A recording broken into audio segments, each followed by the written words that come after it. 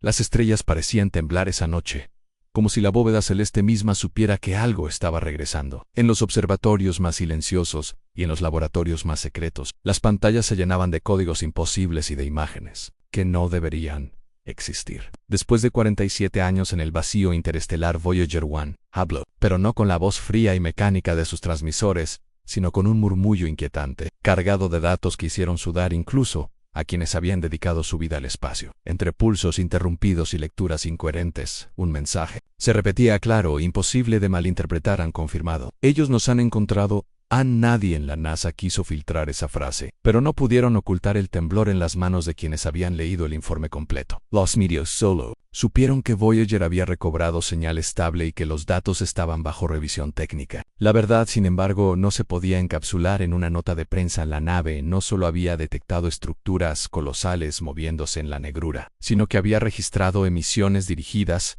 con patrones de lenguaje. No uno cualquiera. Era un idioma que no pertenecía a la Tierra, pero que parecía responder a nuestras propias transmisiones de hace décadas.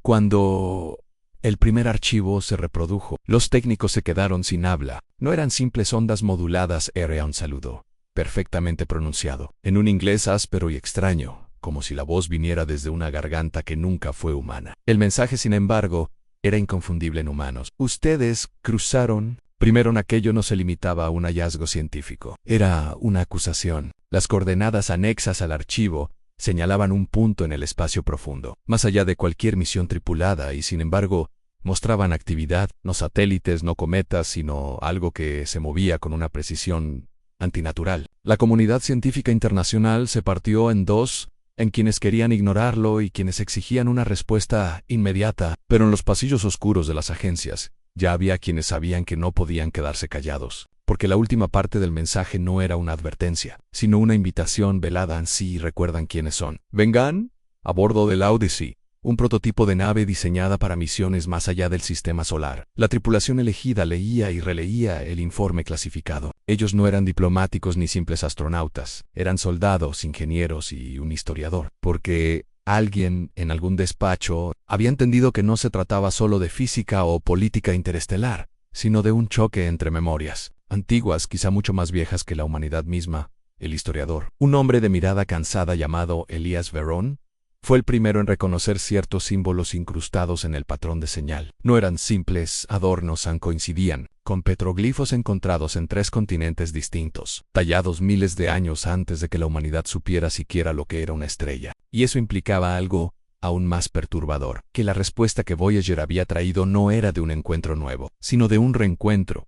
Mientras la Odyssey se preparaba para el salto, el silencio del espacio se llenó de un segundo mensaje, captado por las antenas de largo alcance. Esta vez, no había palabras humanas distorsionadas, sino un canto grave, profundo, casi hipnótico. Era tan armónico que los equipos de análisis acústico confirmaron que respondía a frecuencias propias de la voz humana, como si aquello que cantaba nos conociera y estuviera esperando en la capitana del Odyssey. Aisa Rand no era de las que creían en mitos, pero no pudo evitar sentir un escalofrío al recordar una frase que su abuela repetía a los dioses que se fueron. Un día volverán a preguntar si merecemos estar aquí, y mientras los motores rugían y la nave dejaba atrás el azul de la Tierra, un último archivo llegó desde Voyager 1, enviado como si la nave supiera que su tiempo se agotaba. En él, una imagen borrosa mostraba una figura imposible en altas y extremidades alargadas, portando lo que parecía una bandera. No era una bandera alienígena, era la nuestra, pero no como la conocemos hoy,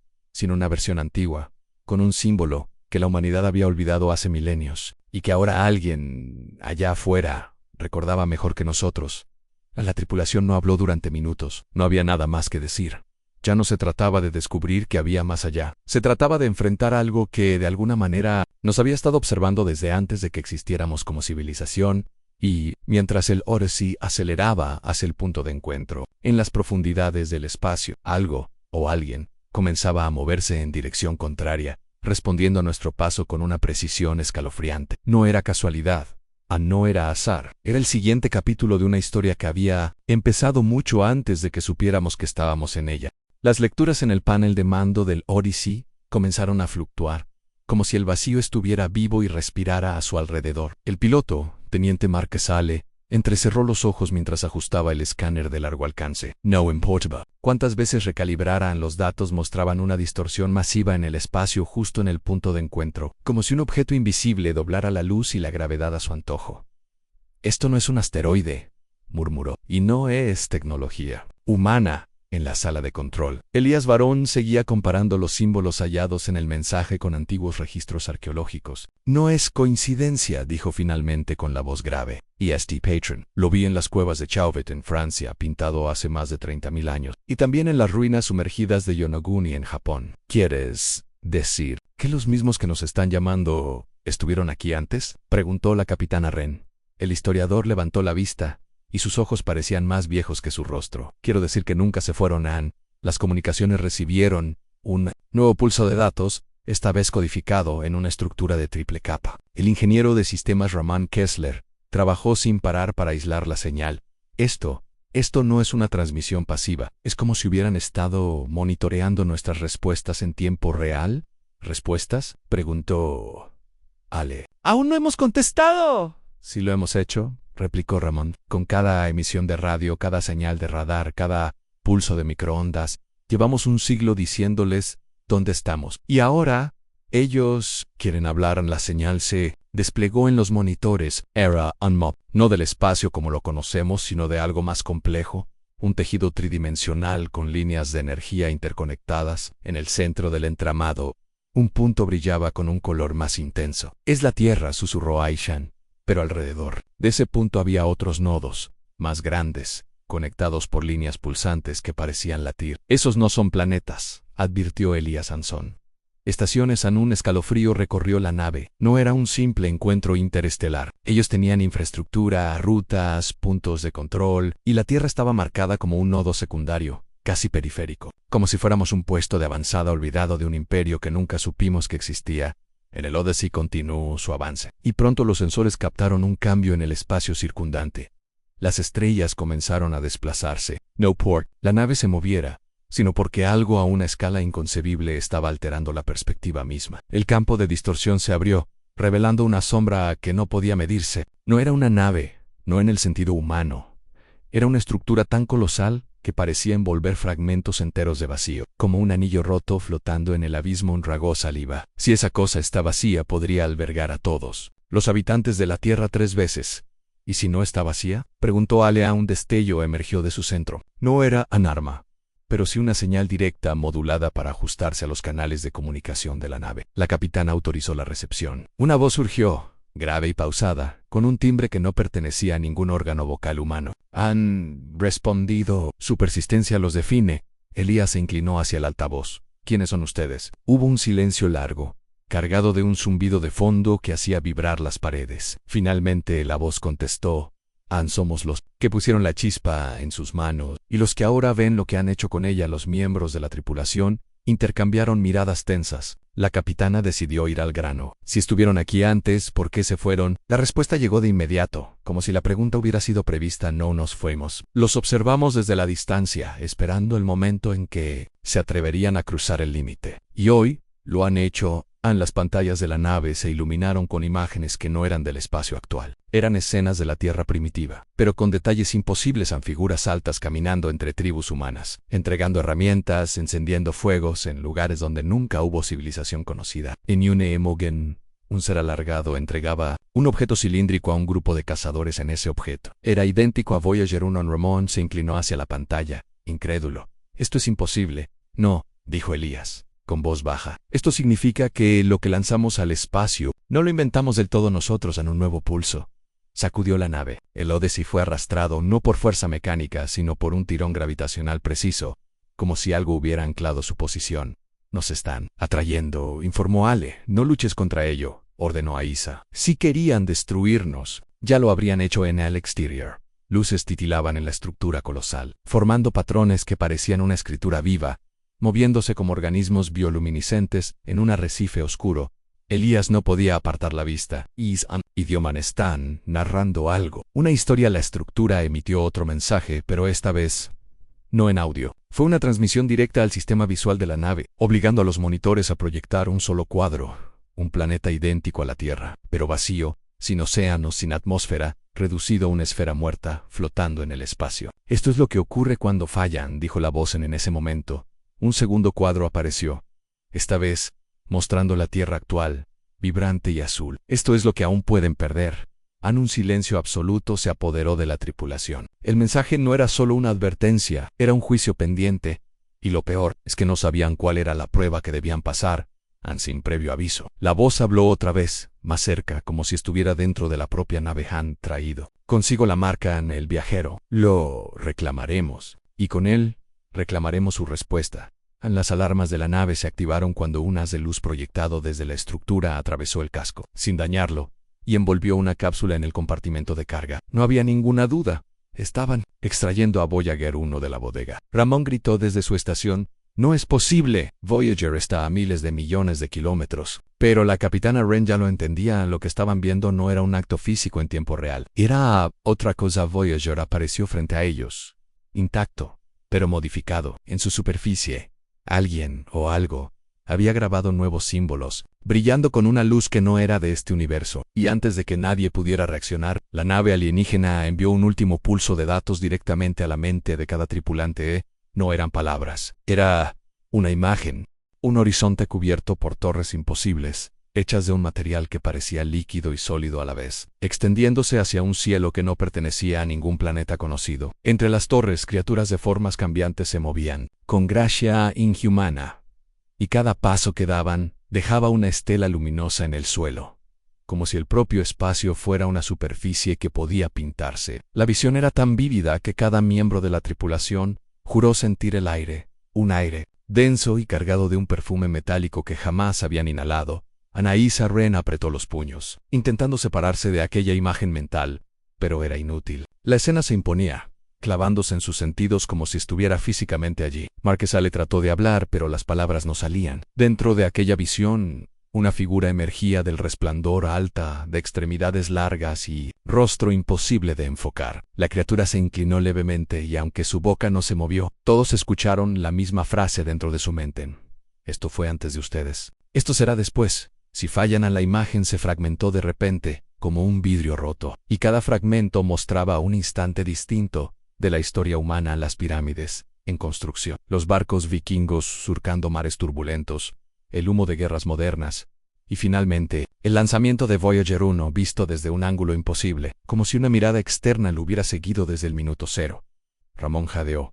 «Nos han estado observando desde el principio». Un zumbido profundo comenzó a llenar el casco del Odyssey, resonando en los huesos de la tripulación. Las luces de la estructura colosal cambiaron de patrón, y Elías lo entendió primero. No es un idioma, es una cuenta regresiva. ¿Una cuenta regresiva hacia qué? Prigan. Aisan, el historiador, la miró sin pestañear. Hacia el momento en que decidamos si somos dignos. La voz volvió, esta vez más clara, más cercana, como si estuviera sentada entre ellos. Lo que viene no es negociación, no es guerra. Es demostración sin previo aviso. El espacio frente a la nave se deformó y un nuevo objeto apareció, un artefacto del tamaño de una ciudad flotando en el vacío. No tenía motores visibles, pero su superficie pulsaba con la misma luz que los símbolos grabados en Voyager. Un destello cegador salió de su núcleo, y de pronto, el Odyssey ya no estaba en el espacio. O al menos, no en el espacio que conocían. El horizonte estaba lleno de formas geométricas imposibles flotando, moviéndose como si obedecieran a una lógica distinta a la física humana. Esferas huecas se intersecaban con cubos traslúcidos. Líneas de energía formaban puentes que se curvaban en ángulos absurdos. «Esto es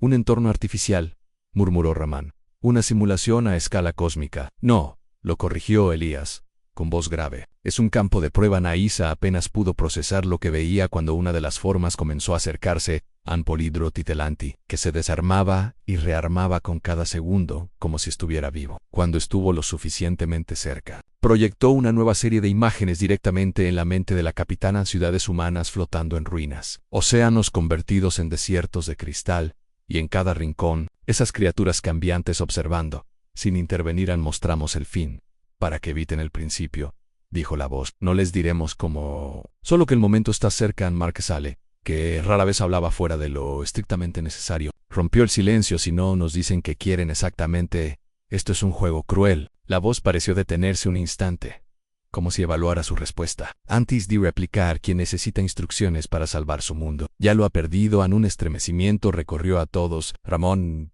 Casi en un susurro dijo, esto no es una misión de contacto, es una evaluación, y Voyager fue el examen preliminar. Elías asintió, con un brillo inquietante en la mirada. Nos están obligando a recordar quiénes somos, cuando no tenemos manual, cuando no tenemos Gilator. Tal vez eso sea lo que ellos llaman ser dignos en las estructuras. En el horizonte comenzaron a moverse en patrones más complejos, y pronto formaron un corredor lumínico que se extendía hacia un punto distante. La voz habló por última vez en ese instante en Siganan. El siguiente paso los definirán. El Odyssey avanzó lentamente, adentrándose en el corredor. A medida que lo hacían, las paredes de luz mostraban escenas de un pasado que no era enteramente nuestro en batallas en lunas desconocidas. Seres humanos caminando junto a criaturas alienígenas como si fueran aliados antiguos civilizations, enteras extinguiéndose en un parpadeo. Esto es historia. Pero no de la Tierra, dijo Elías. Esto es historia compartida. Ramón miró con creciente inquietud. Si esto es cierto, entonces la humanidad ya formó parte de algo mucho más grande y lo olvidamos. O nos hicieron olvidarlo, añadió la capitana. Apretando los mandos en el corredor se estrechó, y al final se abrió un vacío en el que flotaba un único objeto, una esfera de cristal, suspendida sobre un pedestal invisible. Dentro de la esfera había un punto de luz. Azulan Aisa lo reconoció de inmediato. La esfera comenzó a girar lentamente, y a medida que lo hacía el azul se tornó gris, luego negro, luego completamente opaco en una versión. Una posibilidad, susurró la voz. La esfera giró de nuevo, y el azul se tornó en un verde brillante, con continentes distintos, mares más profundos, cielos limpios. Otra versión en la capitana dio un paso adelante como si pudiera tocarla. ¿Qué quieren que hagamos? Pero la respuesta no llegó en palabras. En cambio la esfera se duplicó, y ahora había dos, una azul y una negra. Un haz de luz surgió desde cada una envolviendo al Odyssey, y por un instante la tripulación sintió que sus cuerpos no eran más que polvo suspendido en un viento invisible, cuando la sensación se desvaneció. El Odyssey estaba frente a un planeta desconocido. No tenía océanos, solo extensiones interminables de roca plateada y montañas que brillaban como espejos al reflejar la luz de una estrella lejana. En la superficie, algo no eran naves, ni criaturas vivas tal como las conocemos, eran máquinas enormes, de diseños incomprensibles, ensamblando estructuras que parecían crecer como plantas metálicas. Ramón tragó saliva. Esto es lo que nos quieren mostrar ahora. Elías se inclinó hacia la ventana. No, esto es lo que viene si fallamos. Las máquinas se desplazaban con una precisión casi orgánica, como si cada una supiera exactamente qué construir, sin recibir órdenes visibles. Sus brazos múltiples se desplegaban y retraían en un movimiento hipnótico, ensamblando torres afiladas que perforaban el cielo plateado. Algunas parecían brotar desde la misma roca, fusionándose con el terreno, como si el planeta estuviera siendo reescrito por dentro. A medida que la tripulación observaba, una de las estructuras recién erigidas liberó un destello cegador que formó una especie de cúpula transparente sobre un área extensa, encapsulando todo lo que había dentro. Es un proceso de terraformación. Paro al Reeves, murmuró Ramón, ajustando los sensores. No están creando un ambiente habitable, lo están aislando de la vida. Es una prisión, dijo Ale, con un tono seco. No, corrigió Elías, sin apartar la vista. Es una purga. En la capitana Aisha frunció el ceño, con los dedos tensos sobre los controles. Están diciéndonos que esto es lo que nos harán si fallamos. Como respuesta, el aire en la cabina vibró con un murmullo bajo, un coro de voces superpuestas que parecía provenir de todas partes y de ninguna. Esto es lo que ya hicimos. A otros en el silencio que siguió fue más pesado que cualquier amenaza. Elías giró hacia la capitana, el rostro pálido. No son advertencias, son recuerdos de guerras que no libramos nosotros, pero que alguien, como nosotros, sí perdió. O tal vez, interrumpió Ramón, son recuerdos de una humanidad que no conocemos. Una anterior en el horizonte del planeta metálico. Las máquinas comenzaron a alinearse, formando un patrón geométrico imposible de ver por completo desde su posición. Ale intentó trazarlo con los sensores, pero los datos se distorsionaban. No puedo obtener la imagen completa, como si bloquearan nuestra perspectiva a propósito. Nos quieren ciegos, dijo Aisa. Solo nos muestran lo que ellos deciden. A la luz en la esfera azul, que aún flotaba en el pedestal a bordo de su nave, comenzó a palidecer lentamente. Ramón hizo una rápida lectura. Está reaccionando a lo que vemos, como si estuviera vinculada a nuestra decisión. Elías soltó un suspiro tenso. Quieren que entendamos que la elección no es teórica, que lo que decidamos aquí afectará. Todo un nuevo pulso de energía atravesó la cabina, y de pronto la visión del planeta metálico se desvaneció. El Odyssey se encontraba ahora suspendido frente a dos portales inmensos, flotando en el vacío. Cada uno era un círculo perfecto de luz, uno de un blanco puro y el otro de un negro profundo que parecía absorber todo lo que lo rodeaba. La voz volvió, susurrando en un tono que parecía más humano que antes. Anuno preserva. No habrá segunda elección, Anaísa. Apretó la mandíbula. No sabemos qué hay detrás de cada uno. Ese es el punto, respondió Elías. Quieren que decidamos sin saber. Quieren medirnos por cómo pensamos, no por lo que vemos en el corredor de luz que los había guiado hasta ahí. Se desintegró detrás de ellos, cerrando cualquier camino de regreso. La tensión en la cabina se volvió insoportable. Ale, que rara vez opinaba, habló con la voz áspera. Si el blanco preserva, tal vez sea una trampa. Y si el negro consume, tal vez sea la única forma de acabar con esto antes de que empiece. O tal vez ambos llevan al mismo sitio, dijo Ramón. Y lo único que importa es cómo llegamos a la esfera azul. Suspendida en el pedestal, comenzó a girar con rapidez. Cada vuelta proyectaba un destello que iluminaba un rostro distinto de la tripulación. Aísa sintió como algo, una presión invisible, le empujaba la mente hacia una decisión. Pero antes de que pudiera pronunciar una orden, la voz volvió, esta vez directamente en su cabeza. No elijas para ti. Elige para todos. Un temblor recorrió el casco de la nave. El tiempo, si es que seguía existiendo en ese lugar, parecía estirarse, cada segundo transformándose en una eternidad. Y entonces, algo inesperado sucedió en Voyager 1, que seguía flotando en el espacio cercano. Se encendió por sí sola. Sus antenas giraron, enfocándose no en los portales, sino en un punto vacío del espacio. Una transmisión se emitió, pero no en código binario ni en lenguaje alienígena. Era música. Elías reconoció las primeras notas. Era una pieza que formaba parte del disco de oro que la humanidad había colocado en la nave antes de lanzarla décadas atrás. Pero había algo distinto. Entre los acordes se escuchaban nuevas voces, cantando en un idioma que ninguno conocía, pero que resonaba como si fuera parte de sus propios recuerdos. En Ramán miró los sensores, incrédulo. Isami está afectando la estructura de Nospur. En efecto, el portal blanco comenzó a desvanecerse, como si la melodía lo estuviera borrando de la existencia. El negro, en cambio, se iluminó por dentro, revelando destellos de algo inmenso. Anel tragó saliva. Creo que Voyager está tomando la decisión por nosotros, o guiándonos hacia la única que importa, dijo Elías. Con un leve temblor en la voz, en la capitana sintió que cada fibra de su cuerpo le pedía entrar en ese portal oscuro, aunque una parte de ella gritaba que aquello podía ser el final. Pero cuando el haz de luz de Voyager se alineó con el portal, la voz volvió a hablar, ahora más clara que nunca. Aquí no se trata de temer. Se trata de recordar quiénes fueron antes de olvidar. En el portal negro se expandió, envolviendo lentamente la proa del Odyssey. La luz desapareció, y por un instante, la tripulación sintió que caía sin peso en un vacío absoluto. No había estrellas, no había referencia, solo un murmullo constante, como si millones de voces susurraran en un coro infinito, esperando que alguien El murmullo no era estático, sino un flujo de palabras superpuestas, algunas tan claras como si estuvieran susurradas directamente en el oído, otras apenas audibles, enterradas bajo capas de eco. No tardaron en notar que no eran voces extrañas. Algunas hablaban en inglés, otras en ruso, mandarín, español, y muchas en lenguas que ningún humano vivo podía reconocer. Eran fragmentos de oraciones, juramentos, lamentos y promesas, todos atrapados en un vaivén sin principio ni final. En Ramón, con las manos temblorosas sobre la consola, logró aislar una de las voces. Es una grabación de radio de la Segunda Guerra Mundial, dijo, incrédulo. Otra voz surgió de inmediato, esta vez en una lengua muerta hace miles de años. Luego, una risa infantil que sonaba como si estuviera a unos metros de la cabina, aunque no había nadie más. Allí no hizo un lugar, susurró Elías Danés. Una memoria que no pertenece a un solo mundo. La capitana Aísa intentó tomar el control de la nave, pero los sistemas respondían con lentitud, como si estuvieran sumergidos en una corriente invisible. Si esto es un archivo vivo, ¿quién lo creó?, preguntó. Tal vez, dijo Ale, mirando por el parabrisas. Nady lo creó. Tal vez es lo que queda cuando algo lo recuerda todo. Frente a ellos, una bruma comenzó a materializarse. No era vapor ni polvo. Parecía un océano suspendido, formado por millones de hilos luminosos que latían como venas gigantescas. Cada hilo estaba cargado de imágenes fugaces, ciudades que no existían, cielos con más de 2 soles,